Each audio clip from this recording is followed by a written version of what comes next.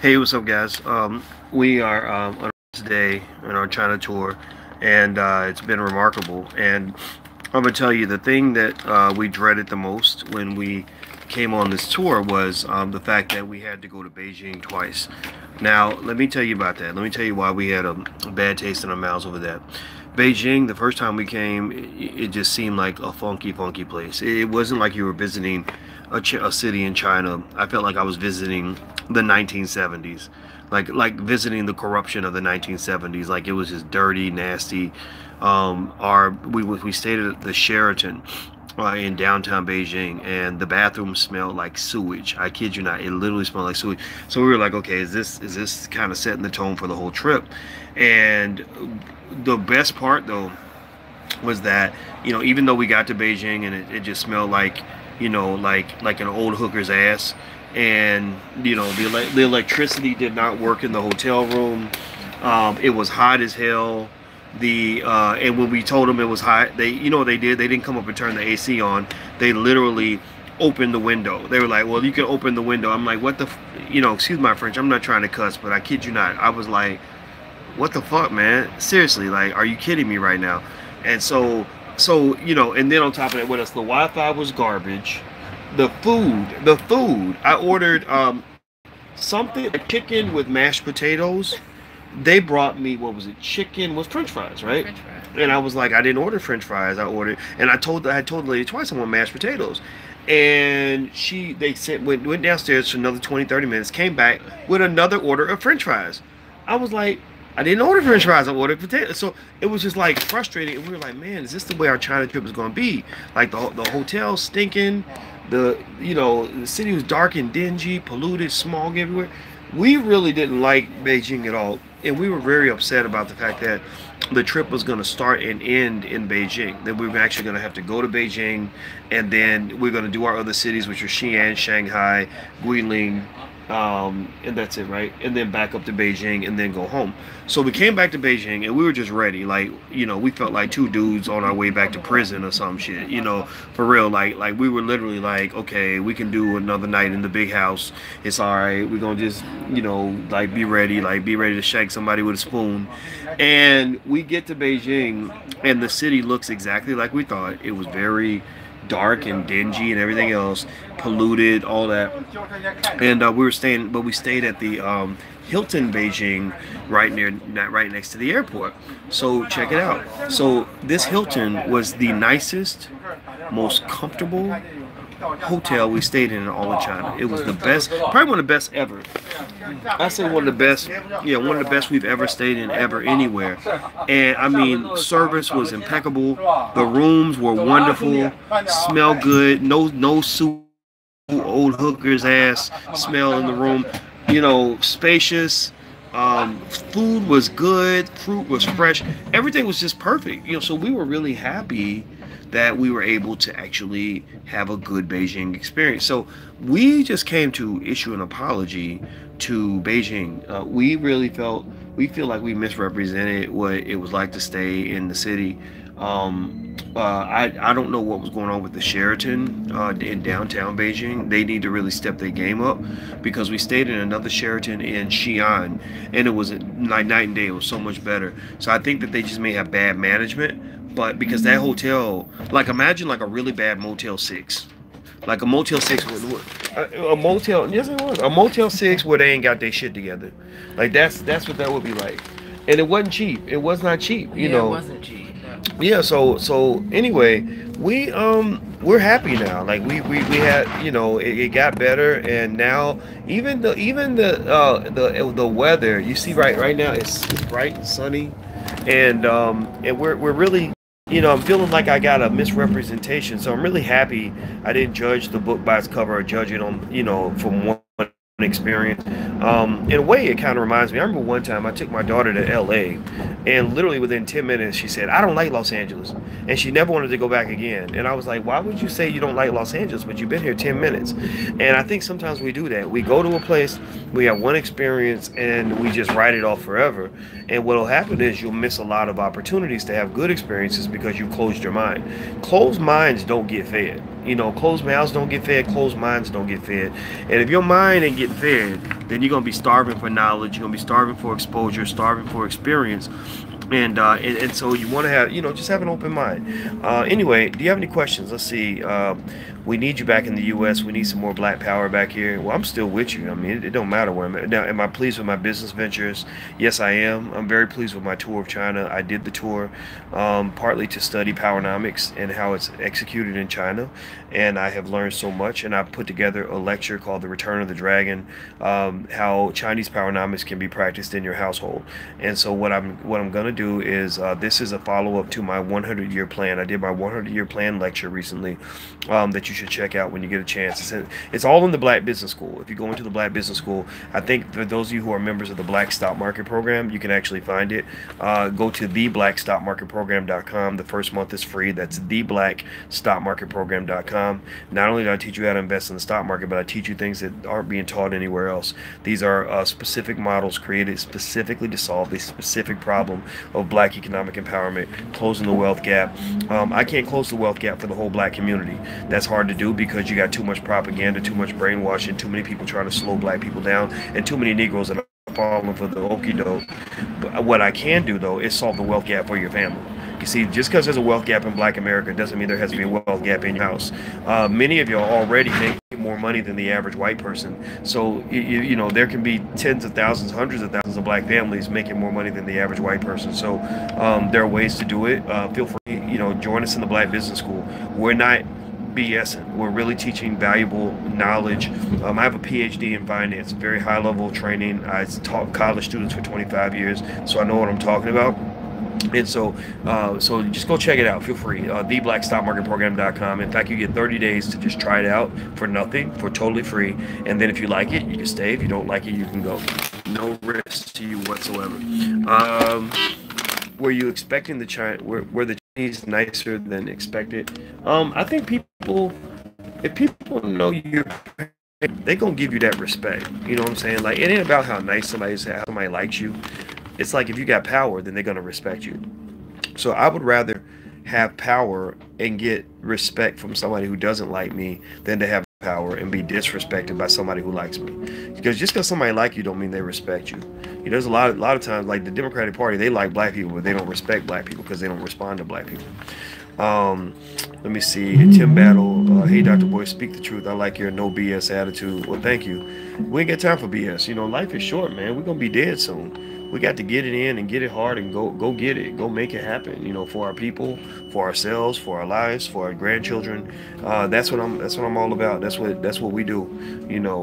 Everybody ain't ready for that. Everybody can't move at that speed. That's why a lot of people can't really rock with us. And I invite them to leave when they start complaining or feeling like I've hurt their feelings or whatever. I tell them, like, go follow somebody. Go follow your favorite rapper. Let him rap to you about getting high on Molly and sitting around waiting on a welfare check. Like, maybe that'll make you feel better. But I'm not going to talk to you about anything that's stupid. I'm going to talk to you about something that's going to make you stronger. Let me see here. I need to help you pick Chinese hotels because they have some bomb-ass hotels. That's so true. T-Mac, you're right. We saw a lot of bomb-ass hotels. We saw a lot of nice places that were really cool. Most of the hotels we stayed in Xi'an and Shanghai and Guilin were extremely nice. Beijing, the last Beijing hotel was very nice. So we did all right with hotels. Hilton. Yeah, the Hilton. The Hilton Beijing, man. I am a witness. Shanghai is much better to hang out in. Yeah, Shanghai was cool, but she actually liked Guilin the most. She felt like Guilin was romantic, and you like the mountains. It was very scenic, very pretty city. The hotel that I stayed in while in Beijing was very nice. Okay. So T-Mac is helping us, correcting us, and I appreciate that. Needed him. Let's see, T-Mac says, I joined the Black Business School last year and already started a black blockchain partnership. You got me into technology. Good for you. All right, good for you. Excellent. That's good. Just, move forward. You got to be doing something to move forward. That's it. Even if you're moving, I told this morning, we were talking, and I said, a big goal means nothing if you're not doing anything. Like, a small goal that is executed is always better than a big goal with no. It says, so it's like a car that has an engine inside it. You can design a beautiful car, a beautiful Porsche, but if you put no engine in it, it's not going to go anywhere. You know, whereas somebody with a raggedy, ugly car with a good engine is going to go a long way. So your engine is your spirit, your engine is your energy, your engine is your desire, your engine is your day-to-day work ethic.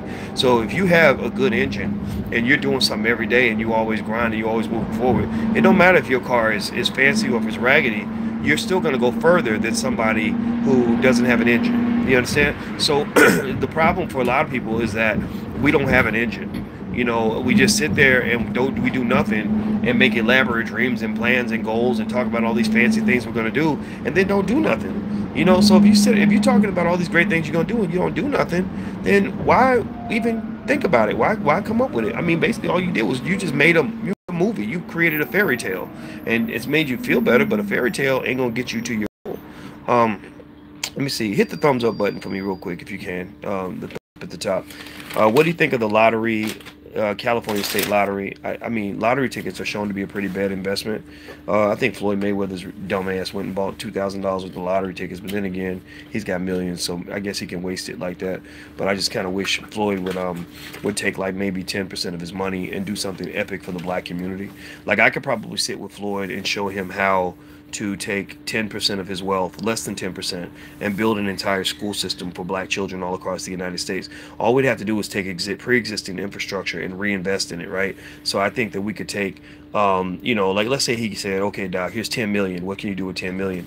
I would take that 10 million and gather maybe about 100 African-centered schools across the country, maybe 50 that are quality, and get like an accreditation board of educators that can make sure all the schools meet a certain quality standard. And then with each of those schools, let's say it's 100 schools, take each of those schools and give them, you know, a nice investment of about what $100,000 a piece, something like that, to try to upgrade the infrastructure and really and marketing and really get them going.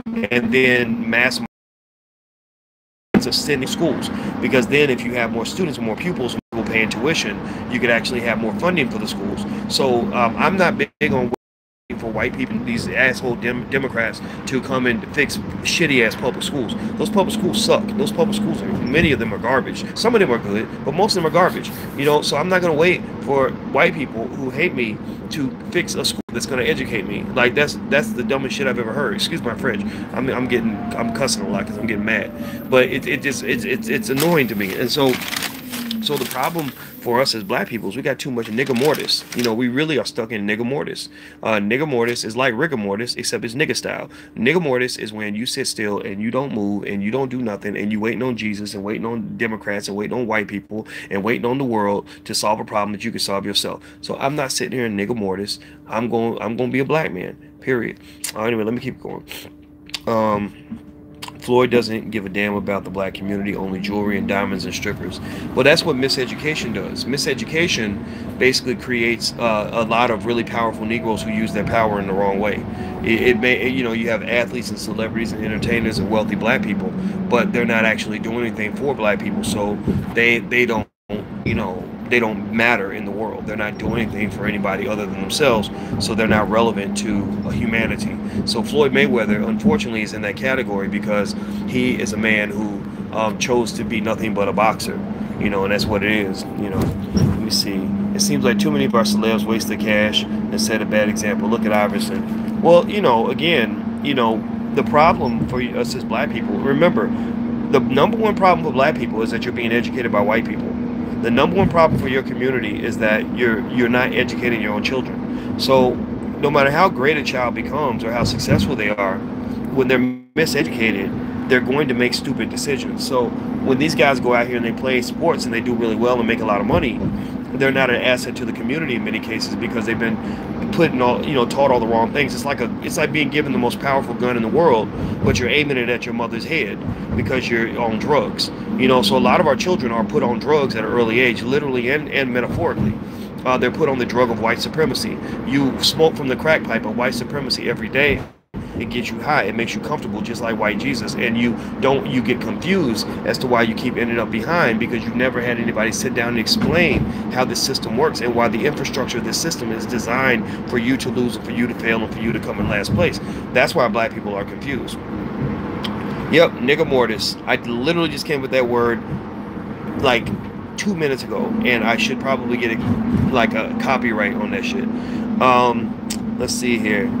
The real problem is that we have 100K Floyd Mayweathers and only a few Boyce Watkinses and Claude Andersons. That's true, but we can reproduce. Your children, some of your kids are going to become the next Claude Anderson or the next Boyce Watkins. Some of your children are going to be as great as Dr. Anderson and I. We just need you to do the work. We need you to plant the seed. You understand? So, if you don't mind your child seeing a little bit of cussing, bring them into the conversations. I give people, young people especially, the same conversation my daddy used to give me. My daddy was a real honest, raw guy who would cuss sometimes, but he told me the truth, and it prepared me for life. So bring your kids, expose them to these ideas, and what's going to happen is your children are going to say, I was raised in this movement. I was a part of that way back 50 years ago in 2018 when I was a little boy. I remember my daddy used to put me on the Boyce Watkins, and we used to watch Boyce Watkins every other day. Like, there's kids whose parents are doing that right now, and what's happening is I see those children thinking in specific ways. They do not think like other children. They are hip to game that adults don't figure out till they're 45 years old, because I am an absolute scientist at breaking down the ways of life in ways that anybody can understand. And I'm not bragging, I'm just telling you the truth. I don't have a PhD for nothing. I'm pretty much a triple PhD. I'm not, I was in school a long time. I've thought about these things a long time. I've read a ton of books. I've written books. I've analyzed these things, so we can do this. Don't worry about right now. Don't worry about the Floyd Mayweathers and all that. They're going to die. They're on a pathway to death. They're on a pathway to irrelevance. They're genetically survival of the fittest does not work in their favor, because survival of the fittest, if it's not survival of the dumbest, now why are we going to Terminal 1 instead of Terminal 2? He's gonna take us to Terminal 2. Is he? Okay, yeah, good. just trust it. Okay, Trust all right, I'm trusting the system. All right, so basically,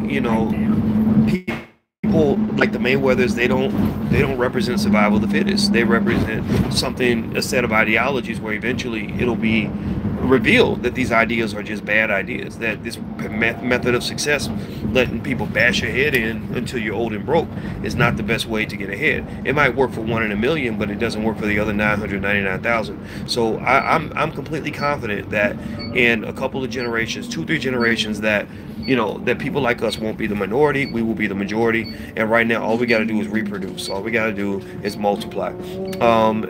Terry, thank you, Terry. Text, if you wanted to follow me on text message or connect where I can text you when I go live and stuff, text the word Boyce to 31996. Just text Boyce to 31996.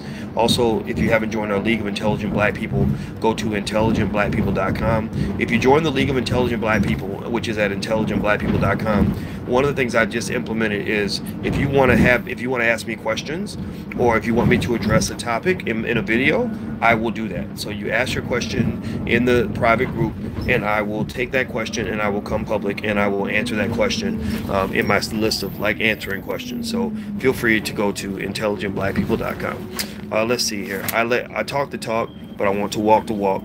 That's all right. A lot of us do that. A lot of us do a lot of talking. I do that. I've done that my whole life, where times where I would talk more than I actually did, and I had to learn as a method of maturity as a man.